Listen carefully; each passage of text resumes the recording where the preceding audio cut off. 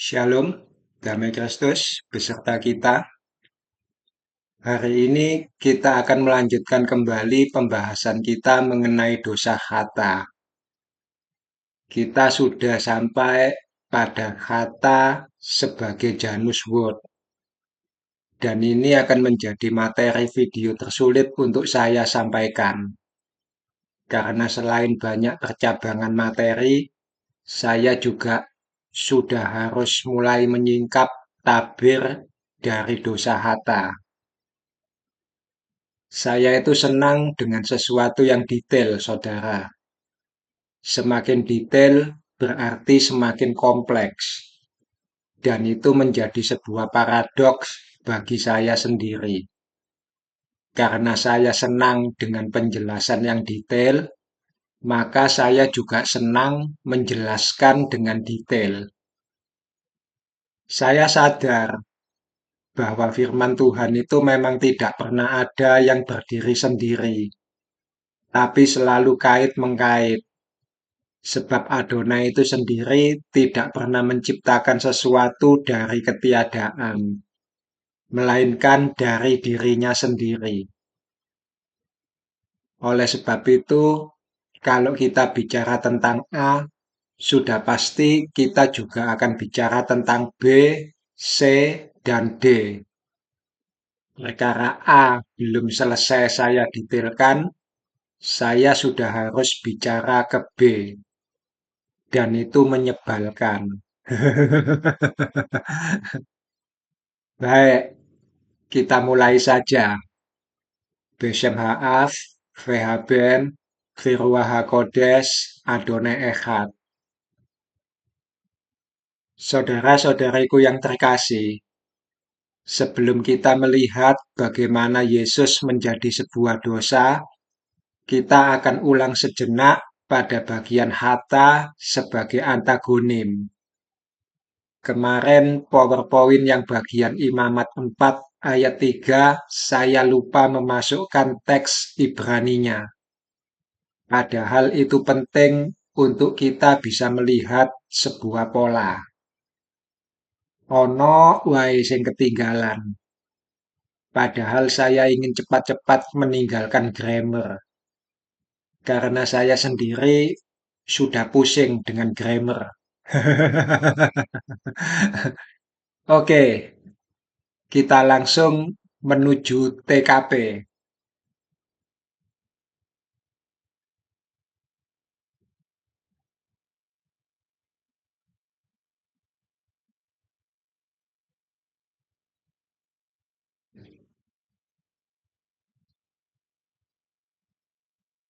Kita bedah kembali Imamat 4 ini ya, saudara. Kita bandingkan lagi mana kata kerja dan mana kata benda dengan melihat bentuk dari pola vokal. Mari kita baca. Jikalau yang berbuat dosa itu imam yang diurapi, koma, stop sampai di sini dulu. Kita belum melihat teks aslinya. Kita sedikit belajar bahasa Indonesia terlebih dahulu. Dari klausa ini, kira-kira dosa di sana kata benda atau kata kerja atau kata sifat. Masih ingat yang kemarin bukan?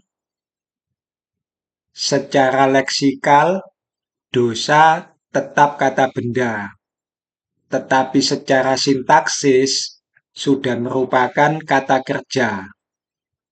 Sekarang kalau frasa berbuat dosa saya ganti dengan berdosa, kira-kira klausanya berubah jadi kata sifat atau masih sama kata kerja? Jikalau yang berdosa itu imam yang diurapi, berdosa di sana kelasnya kata apa, saudara? Kata apa?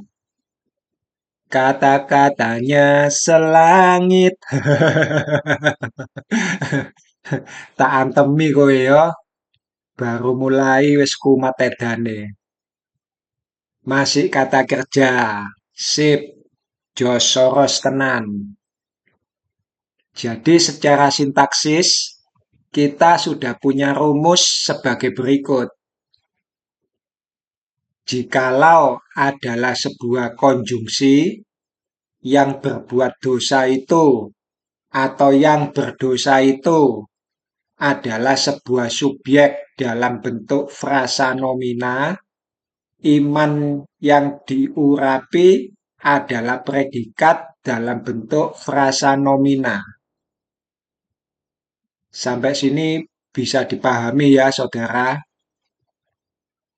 Kita juga harus mengerti tata bahasa kita sendiri, saudara.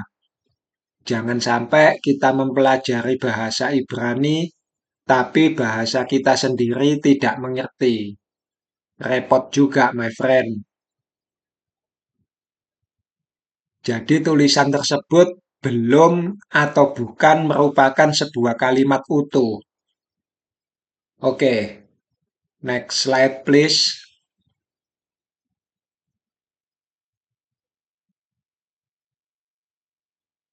Berbuat dosa di sana memakai bahasa Ibrani yecheta. Yecheta adalah kata kerja maskulin. Dari mana kita tahu yecheta adalah kata kerja maskulin? Ada prefik yod di sana dan vokalnya adalah segol. Kalau prefiknya adalah taf, dia feminin, THT. Jadi sekali lagi, yecheta adalah bentuk kata kerja kal, aktif. Bandingkan dengan yecheta dalam Imamat 8. Sebentar, saya tampilkan PowerPoint-nya.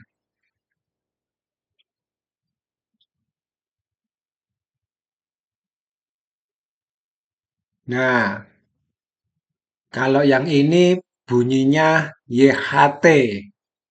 Yang tadi YHeta. YHeta dan YHT. Heta, HT. Dalam Imamat 8, prefik yod memakai vokal seva. Huruf faf di sana adalah kata penghubung yang artinya dan. Sehingga yang menjadi prefik adalah yod. Prefik yod dengan vokal seva adalah bentuk pola kata kerja PL. Untuk lebih mempermudah, saudara bisa lihat di slide selanjutnya.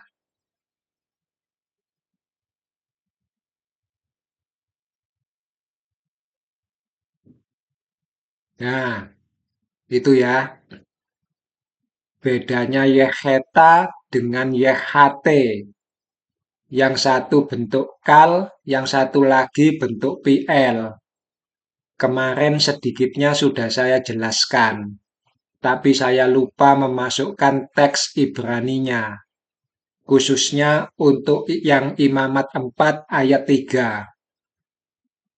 Jadi nikut itu tidak semata-mata hanya sebagai penanda vokal, saudara. Tapi juga, apa istilahnya? Penanda binyan. Gitu aja dah. Oke? Kita kembali ke slide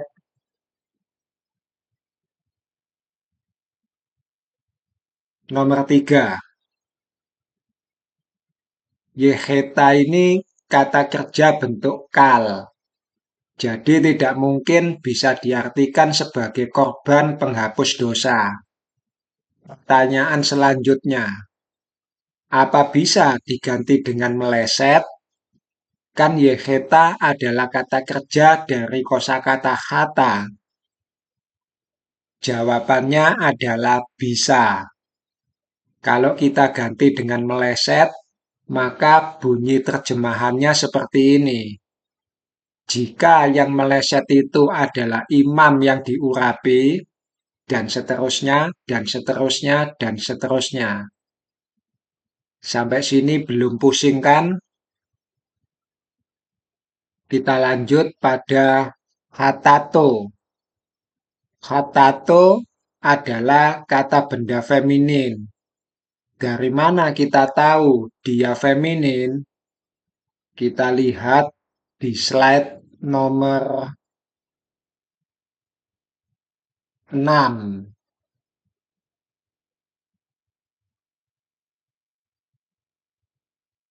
Kalau saya pribadi sebagai seorang yang masih belajar, saya melihatnya simpel-simpel saja. Huruf T-nya memakai dages. Kata benda feminin itu berasal dari hata'ah, huruf T dengan dages. Sedang kata benda maskulin berasal dari het, huruf T tanpa dages. Sekali lagi ya, sebagai seorang pemula, saya juga bisa melihat kalau bunyinya het, dia maskulin, kalau bunyinya hat, dia feminin. Tapi itu khusus untuk kata benda saja, tidak berlaku untuk kata kerja. Dari saya sebagai pemula, kurang lebihnya seperti itu, saudara. Kita kembali ke yang tadi.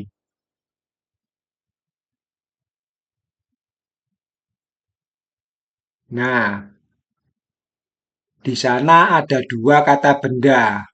Yang satu hatato bermakna dosa, yang satu lehatat bermakna penghapus dosa. Secara tata bahasa, huruf lamet dengan vokal seva di sana berfungsi sebagai preposisi yang mempunyai arti untuk, sebagai, atau menjadi. Dengan demikian, lehatat di sana bisa diartikan lembu jantan muda itulah sekarang yang menjadi dosa. Lembu jantan sebagai dosa. Tadinya imam adalah dosa. Sekarang dosa tersebut menjadi lembu jantan. Dosa dalam filsafat Ibrani bukan sesuatu yang abstrak. Karena dosa itu adalah lembu. Maka ketika lembu itu disembelih, dosa tersebut mati. Artinya, dosa tersebut dihapus. Dengan kata lain, lembu tersebut menjadi penghapus dosa. Sampai sini paham ya, saudara? Dari Imamat 4 ayat 3 ini, saya pribadi sebenarnya punya banyak pertanyaan mengenai grammar yang belum terjawab. Saya menemukan banyak detail-detail yang menjadi bahan pertanyaan saya. Misalnya, dalam tata bahasa Ibrani, gender kata kerja itu harus mengikuti gender kata bendanya. Tapi di sana ada hatato aser hata, yang mana gender untuk kata bendanya adalah feminin, tetapi kata kerjanya maskulin. Atau dalam Kejadian 4, di mana pertama kali kata dosa itu muncul. Kata bendanya feminin, hatat, tetapi kata kerjanya maskulin, yaitu rofets. Harusnya rofsah. Bagi banyak orang yang memang sedang belajar bahasa Ibrani, hal semacam ini mungkin dianggap hanya masalah grammar biasa. Sudah dari sononya begitu. Tetapi bagi saya pribadi, saya bukan sekedar belajar bahasa Ibrani saja, tetapi saya juga sedang belajar firman Tuhan. Jadi hal-hal yang dianggap sepele macam ini tidak bisa saya abaikan. saya pasti kepikiran terus. Kenapa ini? Gitu, saudara. Saya menyukai detail, dan di sana ada detail-detail yang menarik untuk saya pelajari. Bagi saya, grammar bukan sekedar grammar, karena di sana ada nikut yang tidak sekedar menjadi tanda baca. Jadi saya tidak senang kalau mendapat jawaban pokoknya begitu. Kalau grammar itu sendiri yang menjadi pertanyaan, saya tidak puas kalau mendapat jawaban memang dari sananya sudah begitu. Grammarnya memang begitu. Saya benci jawaban seperti itu. Nah, selain hal itu tadi, saya juga menemukan bahwa dalam kosakata hatato itu sendiri seolah ada sebuah paradok di dalamnya. Hatato adalah kata kerja feminin, tapi ada akhiran o yang menghasilkan pelakunya maskulin. Masih dalam imamat. Di sana seolah-olah ada dua jenis kata kerja. Yang pertama adalah yeheta, di mana kata kerja dengan kata benda sudah menyatu dalam sebuah ucapan, yaitu yeheta itu sendiri. Dia telah melakukan suatu perbuatan, yeheta. Apa perbuatannya? Yeheta, dosa. Dan kata benda dosa itu sendiri tidak tertulis secara terpisah. Dia sudah menyatu dalam yeheta. Paham maksud saya? Yang kedua adalah hata, di mana kata kerja dengan kata benda terpisah. Dia melakukan suatu perbuatan. Hata. Apa perbuatannya? Hatato. Bisa dilihat dengan jelas ya, saudara. Masih banyak pertanyaan saya yang lain yang menyangkut grammar. Hanya dari Imamat 4 ayat 3 ini saja. Tetapi itu PR buat saya pribadi. Kita tinggalkan saja perkara grammar yang bikin kapal oleng. Kita masuk pada sesuatu yang lebih serius. Kata adalah sumber mula-mula dari segala dosa. Siapa yang menjadi sumber dari segala sesuatu? Sumber dari segala sesuatu adalah Adonai.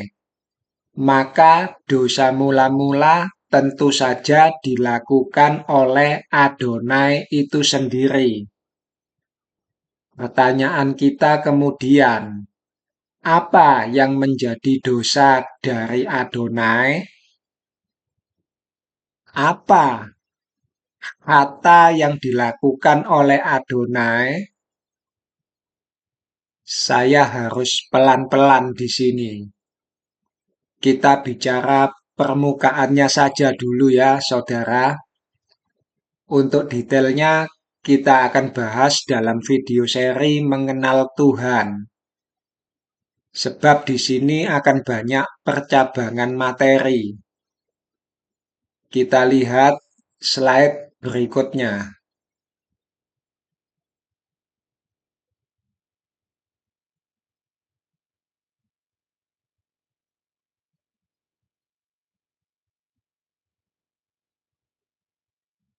Baik, jadi begini saudara. Saudara baca semua kitab Ayub pasal 38 dan juga semua kitab Amsal pasal 8. Penciptaan itu tidak dimulai dari ketiadaan total. Creatio ex nihilo. Saya tidak sepakat dengan pendapat ini. Boleh dong, saya punya pendapat sendiri. Kalau saudara membaca dari versi Amsal, ciptaan pertama itu adalah hikmat, hokmah, dan menciptakan di sana tidak diambil dari kosakata bara, tetapi dari kata kerja kanah. Adonai kanani reshit darko kedem mifalaf meas.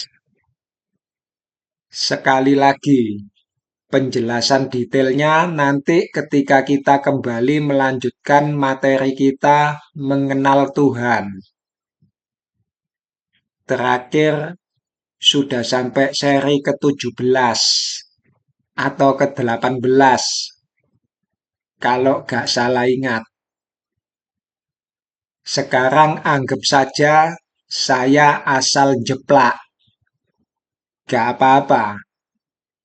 Oke, kita lanjutkan. Arti dasar dari kata kerja kanah bukanlah menciptakan, tetapi memperoleh, membeli, atau mempelajari. Jadi kalau saya boleh menerjemahkan secara bebas, Amsal 8 ayat 22 itu bunyinya seperti ini. Adonai telah membeli aku sebagai permulaan jalannya sebelum semua pekerjaannya di masa lalu. Tetapi saya lebih suka memakai terjemahan mempelajari.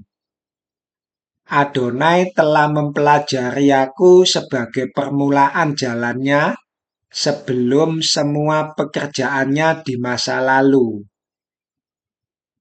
Next slide, please.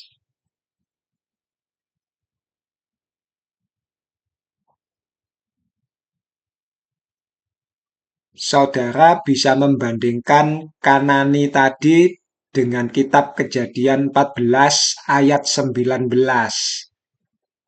Melkisedek memberkati Abram. Diberkatilah Abram oleh Adonai yang Maha Tinggi, koneh langit dan bumi. LAI menerjemahkan koneh dengan pencipta. Pencipta langit dan bumi. Dan saudara tahu bahwa pencipta itu kata benda, sedang bahasa aslinya adalah kata kerja. Dalam Kejadian 14 ini, jika saya boleh menerjemahkan versi saya, koneh di sana saya akan terjemahkan sebagai berikut. Yang telah mempelajari langit dan bumi. Jika dalam Amsal Adonai memperoleh atau mempelajari hikmat, maka dalam Kejadian Melkisedek sedang mendeklarasikan apa yang diperoleh Adonai tersebut, yaitu pengetahuan atau kecerdasan untuk menciptakan langit dan bumi. Dengan hikmatnya, Adonai meletakkan dasar bumi. Hikmat itu kecerdasan atau pengetahuan, saudaraku. Dengan pengetahuannya, Adonai meletakkan dasar bumi. Sampai sini paham ya? Next slide, please.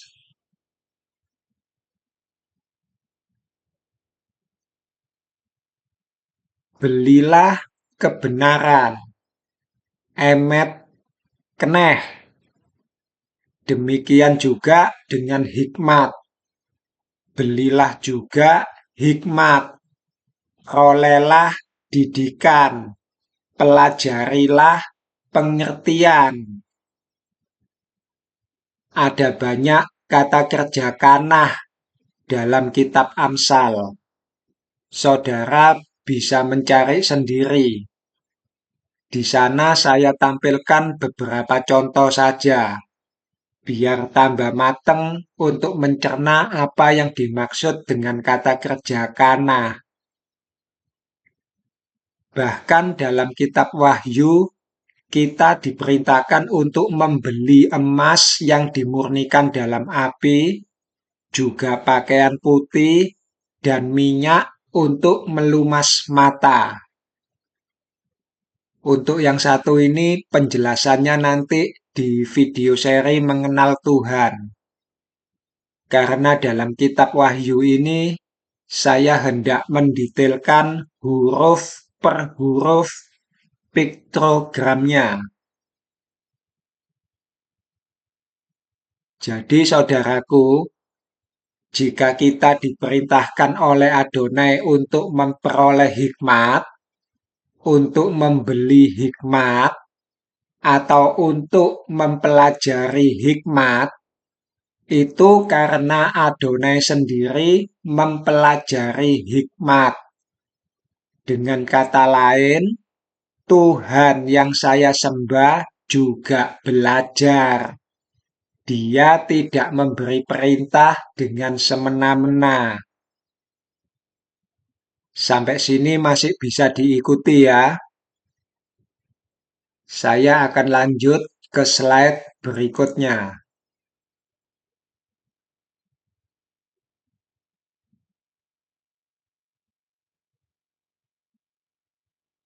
Baik, saya langsung masuk pada sedikit ilustrasi. Sekali lagi, detailnya nanti dalam video seri Mengenal Tuhan. Jadi begini saudaraku, lingkaran kuning ini adalah Adonai, Tuhan semesta alam namanya. Sedang lingkaran putih ini adalah batas dari semesta alam yang diciptakan oleh Adonai dengan pengetahuannya tadi. Kalau saudara masih ingat dengan Yesaya 43 ayat 10, sebelum aku tidak ada Allah yang dibentuk. Lingkaran putih itulah Allah yang dibentuk. Dan itu adalah semesta alam, tempat bumi kita berada. Adonai sudah menetapkan batas. Semua ciptaannya tidak ada yang boleh keluar dari lingkaran putih ini. Tetapi Adonai meleset. Hatta. Ada ciptaannya yang bisa menembus keluar dari lingkaran putih ini. Apa itu? Cahaya. Bahasa Ibraninya or.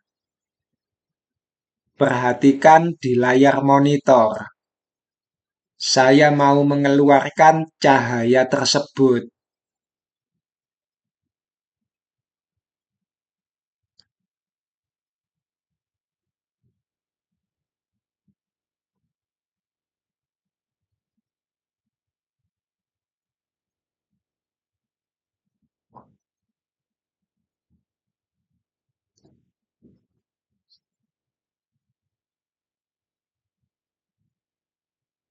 Adonai berfirman, "Jadilah terang."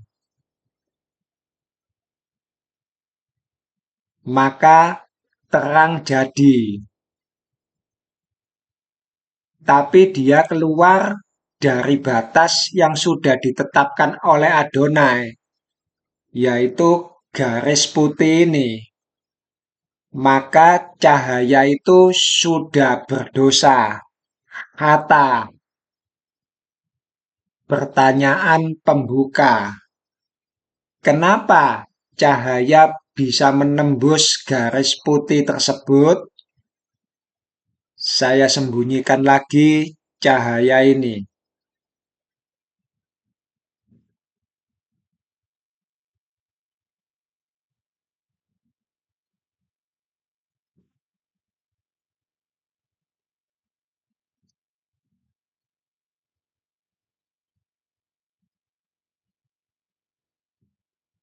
Jadi begini saudaraku, Tuhan itu roh. Roh itu udara. Di dalam lingkaran kuning ini isinya udara murni. Tidak ada terang, tidak ada gelap, tidak ada air, murni hanya udara. Sementara di dalam lingkaran putih ini isinya adalah air dan gelap. Terang belum lahir, bukan? Dan air itu sendiri sudah mengandung udara. H2O, bukan? 2 hidrogen, 1 oksigen. Hidrogen dan oksigen itu udara. Nah, terang itu sendiri sebenarnya adalah api, cahaya. Yang namanya api sudah pasti butuh udara.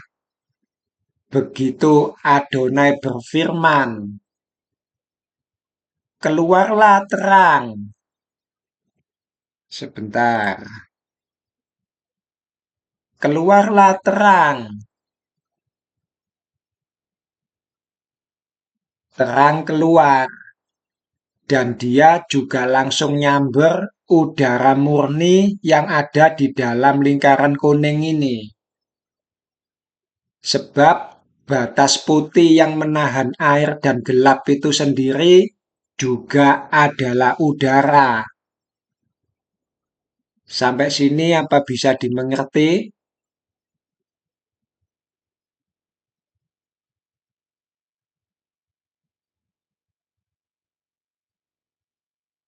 Yang namanya cahaya itu pasti butuh udara.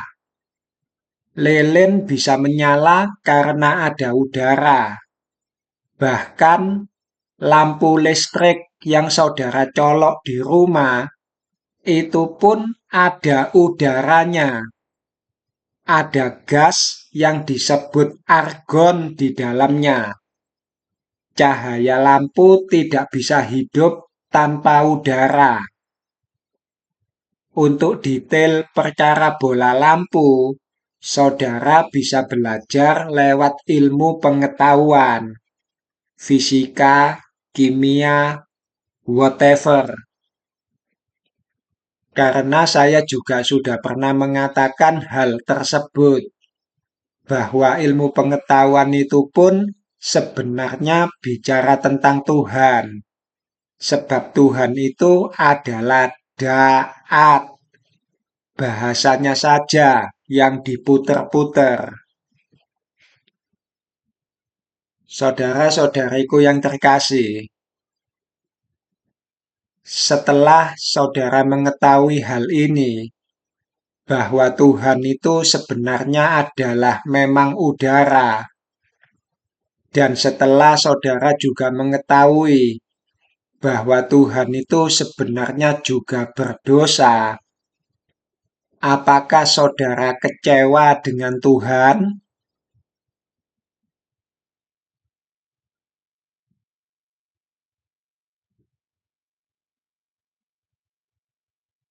Karena Tuhan yang saudara bayangkan ternyata tidak sesuai dengan ekspektasi yang saudara harapkan. Apa saudara kecewa? Saudara membayangkan Tuhan itu sebagai sesuatu yang ada di awang-awang, sesuatu yang mulia, suci, dan kudus, sesuatu yang luar biasa dan tidak terjangkau oleh pikiran manusia. Tetapi ternyata Tuhan itu hanyalah udara. dan Tuhan juga pernah melakukan dosa. Tuhan itu ternyata bisa dipikirkan, bahkan dengan cara yang sangat sederhana. Memikirkan Tuhan adalah awal dari pengetahuan. Yira, apa saudara kecewa? Saudara-saudariku yang terkasih, bangsa Israel ketika baru keluar dari perbudakan di Mesir, Adonai tidak langsung membawa mereka ke tanah perjanjian, tetapi diputar-putar di padang gurun selama 40 tahun.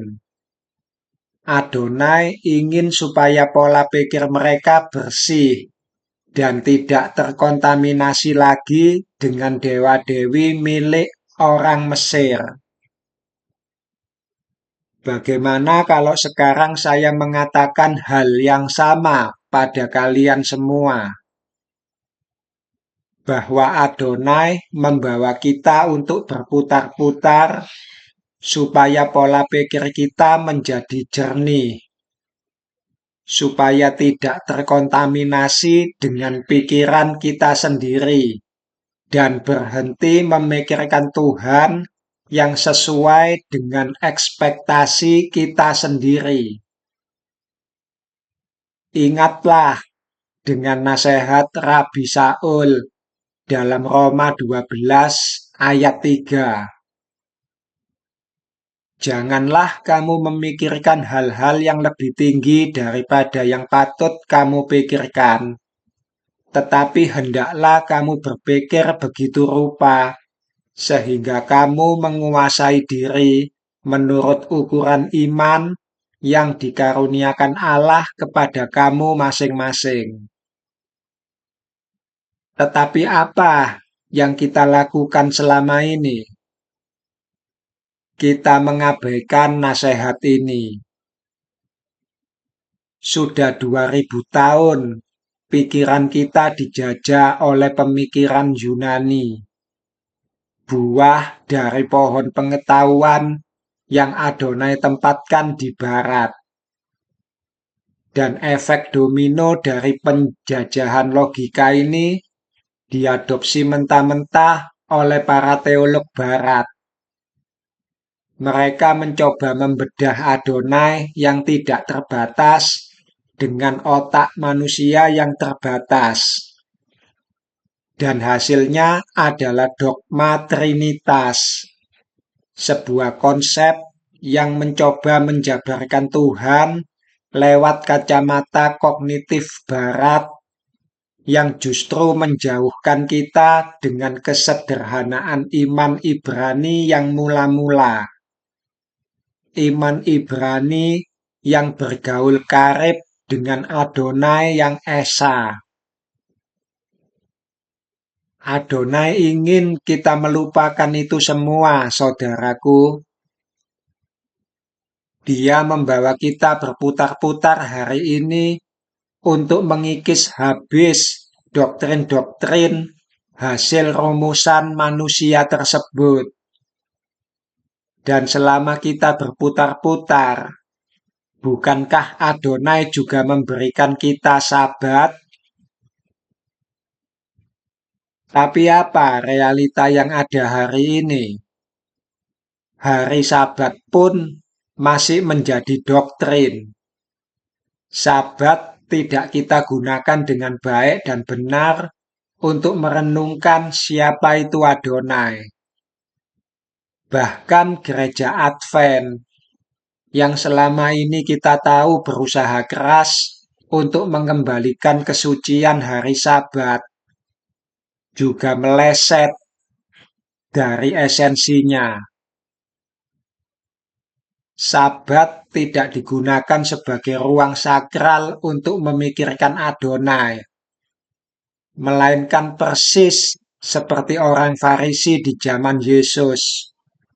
Sabat justru dijadikan senjata doktrin dan alat bermusuhan serta perdebatan dengan gereja Katolik.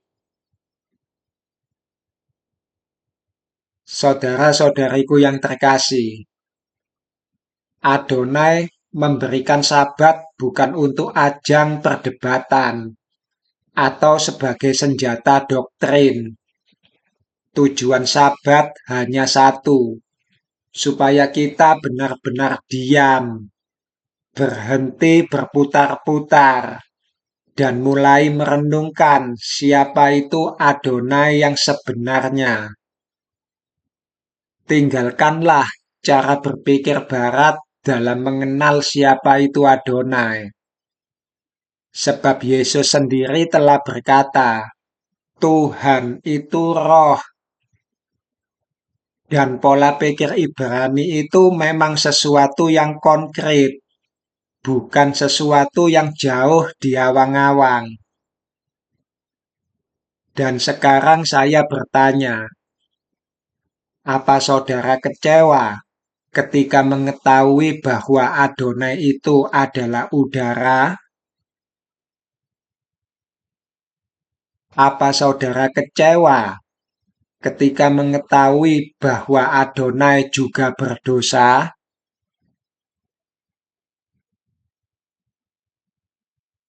Dan kalau saya mengatakan pada para ilmuwan yang masih percaya adanya Tuhan, hai para ilmuwan, Tuhan itu ruang kosong di dalam inti atom. Apa kemudian mereka menjadi kecewa?